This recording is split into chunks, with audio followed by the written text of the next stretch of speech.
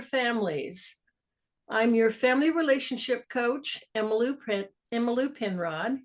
And in this program, we cover 6 areas of help for families: emotional, financial, mental, physical, social, and spiritual.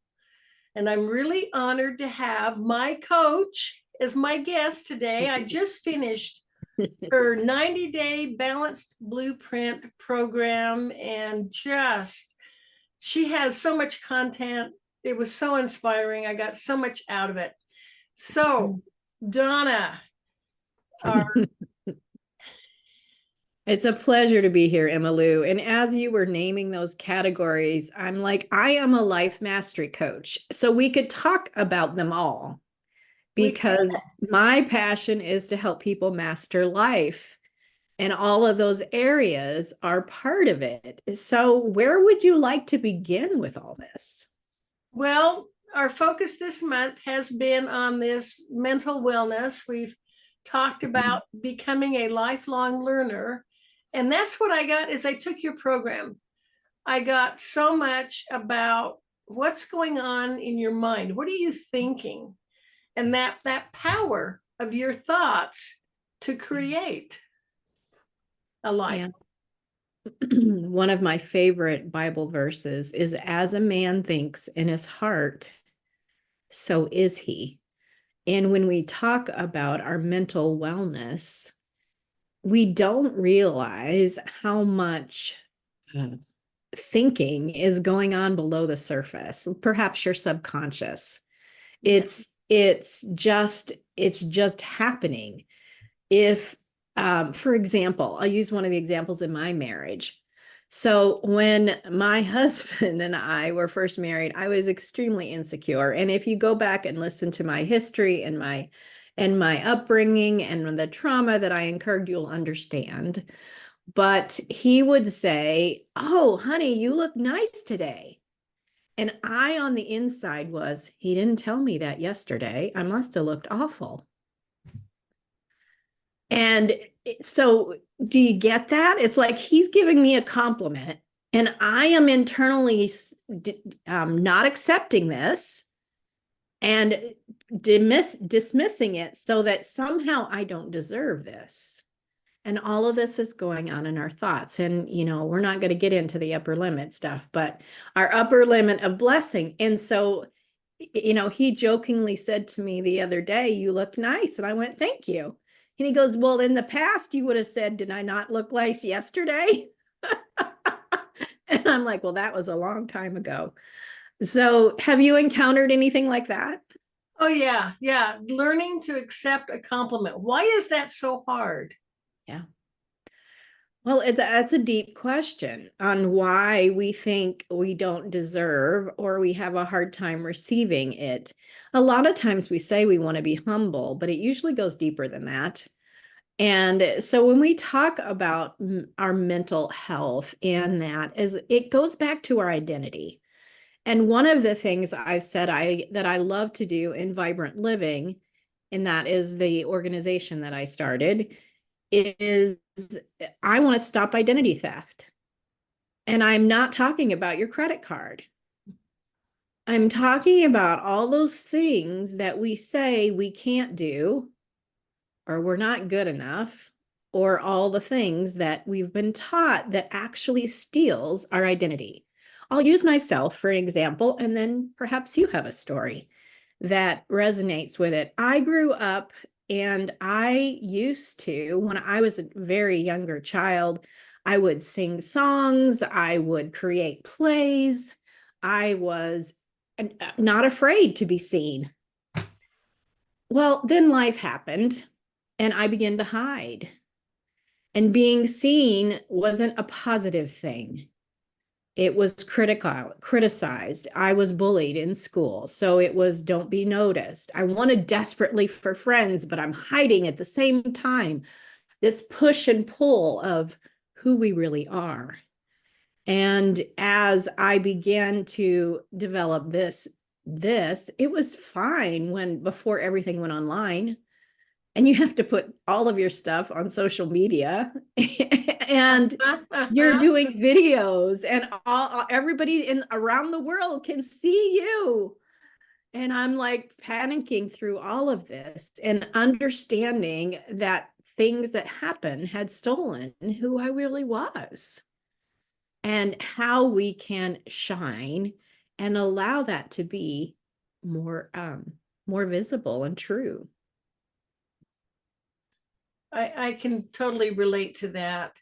We're in fact taught that it's selfish to want to take center stage, that we should let other people focus on them. And, you know, I think sometimes life circumstance can even rob us of our humanity. We can begin to feel like objects. Yeah. We Absolutely. forget who we are. We forget that we have a divine creator. Yes. And as the saying goes, he doesn't make any junk. No, he doesn't. And the more that I can be comfortable in who I am, in my identity, or you can, then we're truly able to focus on other people.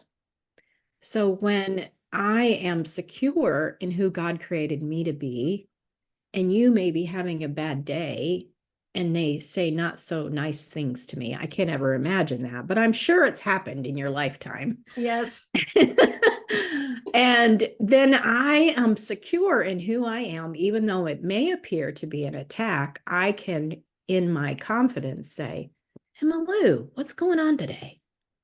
Uh-huh. And I'm not making it about me. Now, how that affects family and how that affects relationships changes the more that I can be secure in who I am. Finding what's important. Why was I here on this earth? Is one of the most profound questions. And we think that a lot of times it needs to be super grandiose. Not that me just being here isn't enough. It's what am I also doing? And I quit just being and become a human doing instead of a human being. And the fact that you're in the room changes everything. You matter. You're important. Before you do, just you being you. And the more that we can get that concept, the more that we can realize that, then we can have better families, better lives filled with purpose and peace. Anyway, those are some thoughts. I love them. I love them. You know, quite often as wives and mothers, it's like we have this checklist. This is everything we must do. And we can become so caught up in this round of activities that exhausts us that we end the day wondering, what is my purpose? Why am I here? Yeah. So if we start the day with a purpose, identity, knowing who we are, and you know, if you're a mother, God has entrusted you. He's given you this sacred calling. And understanding that and accepting your role as a mother, Yeah. gives you purpose. You can see the long term. You're not just dealing with the toddler having a tantrum. You are helping one of his precious children learn how to manage their body, their emotions, and grow to become an independent adult who can give back. Yeah, it's important in the middle of all of those times. I did not do a good job at this, so it's much easier for me to tell other people, but to take care of ourselves as mothers as well and not feel guilty for whatever that is that recharges us. It doesn't usually take a lot of time, just 10 minutes without somebody saying, Mom, just let me go to the bathroom. Yes. It doesn't usually take a lot. One of the other things that I learned is our huge to-do list is to create a master list. And then from that, create 3 things I need to get done today. We never write down all the things that we really do. Mm-mm. One of my favorite, it was a short video. It was an image. A husband comes home from work and kids are hanging from cabinets and there's peanut butter and jelly all over the place and toys are everywhere and all the dishes are out and clothes are on the floor. And he's like, thinking something happened to her. He's like, starts calling her name. Where are you? What's wrong? Something wrong? And he comes in and she's laying in bed and she's got some, something to eat and she's reading a book and goes, what happened here today? He goes, well, you asked me everything I do, and today I decided not to do it. Because we don't take into account all the things that we do all day long and all of the things that we take. And so cherish and celebrate all the things. Sometimes it's fun to write down everything you do. It's rather exhausting, but it's kind of fun to notice all the things that I actually do as a mom throughout the day, referee, all the titles we have. And celebrate that and learn to, for our mental health, finding ways to recharge and to take care of us in the midst of the busyness of life is something I wished I'd have learned how to do earlier. It was not until my health really began to deteriorate and things like that, that I'm like, I have got to take care of me. Let's not wait for those wake-up calls. Let's begin to learn how to set an example for our girls, especially, that it's okay to take care of ourselves as we're thinking about mental health and being the best, and being content and happy and peace. All of that is part of the whole picture. That's true. And, when we make those negative comments, when we look in the mirror and start making those negative comments, and we're looking at our body and we're starting to, and we just notice the flaws, our daughters pick up on that. Yep. And they begin to follow that example. Yep. One of the exercises I do in one of my programs is, I call it a mirror exercise. And I have each client look in the mirror every day for a week until they get back together with me and say, I love you, and complete the sentence. I am proud of you, or I celebrate you for, and I forgive you. And nobody likes it. Nobody likes to look at themselves in the mirror. It's like we're not on speaking terms with ourselves. So. Actually, we're not. And we avoid looking at ourselves in the eye. It's really funny. But that's a really powerful exercise to do with anyone. Not just yourself, but when we're talking about our own mental health, we don't forgive ourselves very easy. No, we can forgive anyone else. Perhaps that's a subject for another day. Sometimes it's easier to forgive others. But we don't forgive ourselves, or we don't think about, if I'm hard on myself, I'll do better. I'm here to tell you that doesn't work. We feel like we're whipping ourselves into shape. Absolutely. It doesn't work. No. Whatever you judge, you repeat. And if you're hard on yourself for eating the cookie, you'll be eating a cookie before the day is over. That's so true. So I love that. And I found that helped me when I remember who I am. I am a daughter of God, and He loves me. And when I start there, I remember you mentioned the mirror, going through that, just looking in the mirror and just seeing the flaws and what needed to be fixed. And it wasn't until I was about 40 years old that I finally looked in the mirror and thought, I have been looking at this face for a long time now, and it really isn't a bad face. In fact, I like it. And I remember how liberating that was. I finally decided I like my face. I was having a pity party one time, telling God all the things that had gone wrong in my life and how it wasn't fair. That can be a long list. Oh, and I felt like God spoke to my heart. Do you like you? Do you like who Donna is? And it's like it stopped me in my mid-complaining spew. I'm like, well, yeah, I actually do. She's pretty cool.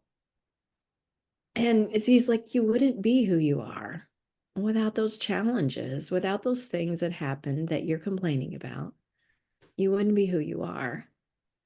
And I'm like, okay, I was done, and I was just like, but learning to, we could talk about gratitude in our mental health and the effects of finding things to be grateful for. Complaining does nothing for your mental health. No, Absolutely nothing about anyone and anything, including the government, including anything. I'm talking anything. It doesn't help your mental health. the car And that cut so in front of you on the freeway. No, anything.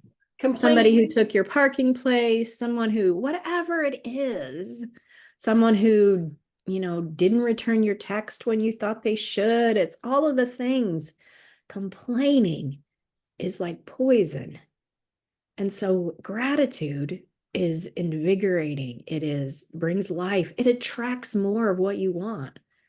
So if you can only look at your eyes or your nose or whatever and go, I'm thankful that I have this. Mhm. Um, and your stretch marks, and be thankful for your children. Yes. Whatever it is that you want and then we talk about our kids who don't pick up after themselves, or our husband who doesn't do XYZ.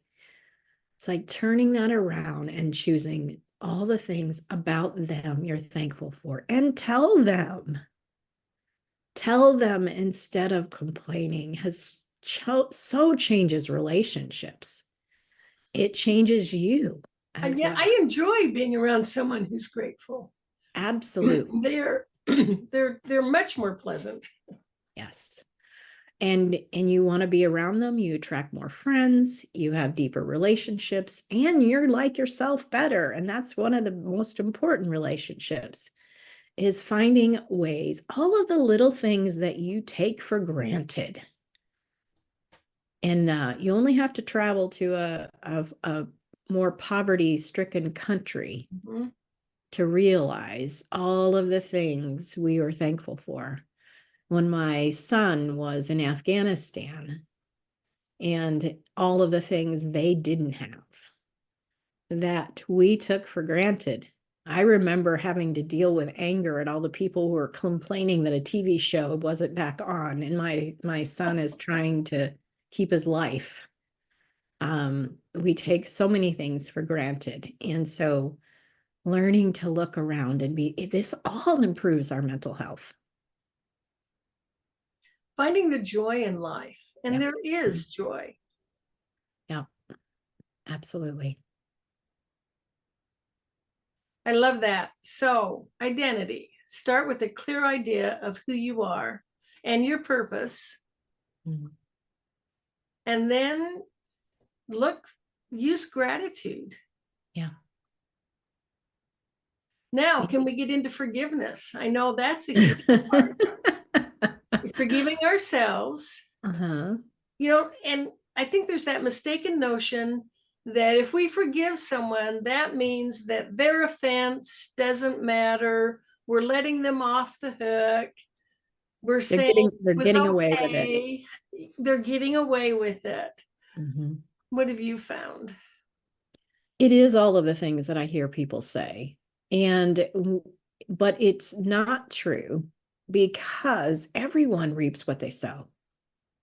You don't always see the harvest, but everyone does reap what they sow. And so me holding bitterness or unforgiveness towards someone, I'm going to reap that harvest. And it's not really a crop I want. Mm-mm. Me holding unforgiveness towards someone, and if you've heard my story, I have legitimate reasons to be angry. if I wanted to be. Yes. But I don't. But it's like drinking poison and hoping the other person is affected. Yes. And so when we can learn to realize that me being mad at them, they don't give a hoot. They don't really care. No. They aren't thinking about us. They aren't concerned about us most of the time. And it is not hurting them. Mm-hmm. Another thing forgiveness is I'm letting go. I call it the real estate, Mm-hmm. that portion they have in your brain where you keep going about it. Yeah. And they hold that place. Well, it takes your energy. And Takes it takes your to energy. Mm-hmm. Absolutely. And so learning not to just forgive yourself, but forgiving others. I created a forgiving practice, and every so often I'll say, is there anyone I need to forgive? Mm-hmm. And on the littlest offense, I'm not having any of it in my life. And the other really serious thing is if I hold unforgiveness, it affects my relationship with God. That's true. And I'm sorry, but nobody's worth that Mm-hmm. in my life. If you want to understand what I mean, Yes. that offense is not worth it Yeah. to hinder my relationship with God, or neither do I want to reap that harvest. So learning one of the easiest ways that God explained when I had going through my trauma healing Mm-hmm. was forgiveness is like an onion. It's in layers. So I peel one layer and I cry. Onions always make me cry, so I use that for an example. And then I go on and I forgave the capacity that I could at that moment. Mm-hmm. I'm going along my life innocently, and something happens and I feel triggered. I feel angry again. And then I'm like, I'm mad at myself because I've forgiven, right? Right. Right. Then I'm mad at myself, going, what's the matter with you? Can't you do this right? And so then we've leaped on judgment on top of the anxiety or trigger that it's occurred. Not helpful. Nope. If we can remember that each time something comes up, it's the Holy Spirit taking you deeper into healing. And so when it occurs again, or if it occurs again, just go, I'm forgiving deeper. I am letting go deeper. And that takes you on a amazing journey. Usually I cry, usually something's going on, but I'm not stepping into judgment, anger, condemning. Mm-hmm. I've stepped into forgiveness and love. And I allow the Holy Spirit to heal me even more. Yes. So if we can remember an onion and forgiveness, Mm-hmm. it will help set you free. Thank you, Donna. I love that. The identity, the purpose, the loving and accepting ourselves, the forgiveness, these are all wonderful ways to take care of our mental well-being. So I know that the program I took, the Balance Blueprint, is just one of the many programs you offer. Can you tell us a little bit more about your services and how do people Yes. contact you? The easiest way to get in touch with me is my website. It is the letter I, vibrantliving.com. And on my homepage has all of the different programs. The Balanced Blueprint Academy is there as well. And I have been coaching for over 25 years, so I've got a little bit of stuff. And Stuff. one And of my first program. We've just touched on a small part of it. You definitely need to come on again. So keep talking. One of my first programs was called Turn Your Baggage into Luggage so you can have the life you've dreamed. So helping us to overcome those pain points, those disappointments, perhaps even trauma would be a word, to help them overcome and get our identity back so that we can be all that we created to be. And so that's one of my programs. I have another one called Choose Joy and how to overcome anxiety, the mental health issues and things like that.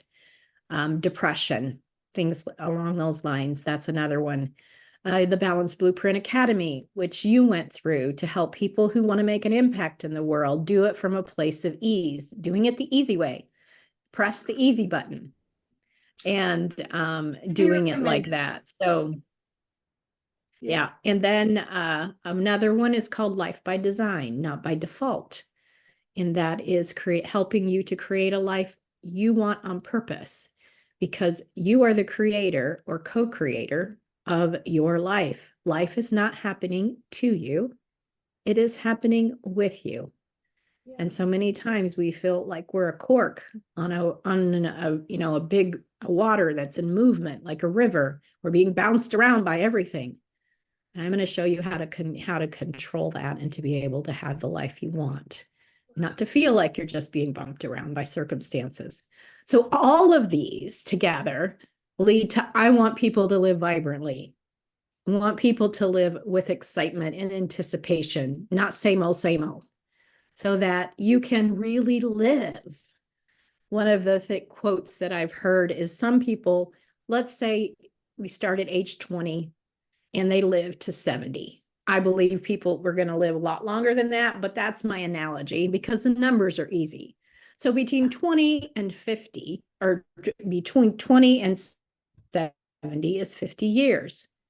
So some people live those 50 years, or do they live 1 year 50 times? Because Ooh, it's the same old, same old, same old.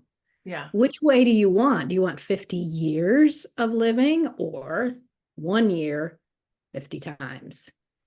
And so when we can see, I want you to live vibrantly, fully, overflowing with extravagance and capacity and abundance. That's what I'm about. Oh, Donna, I love it. I love it. Thank you so much for joining me. And definitely, as you mentioned, we got to have you back. We talk about spiritual well-being, spiritual health, Yeah. and thank you so much. And emotional well-being. I've learned so much from you. Thank you so much for joining. My pleasure. And for my viewers, join me again next week at the same time. Let's make the world a better place by Absolutely. strengthening families. Absolutely. This is Emmylou Penrod with healingyourfamilies.com.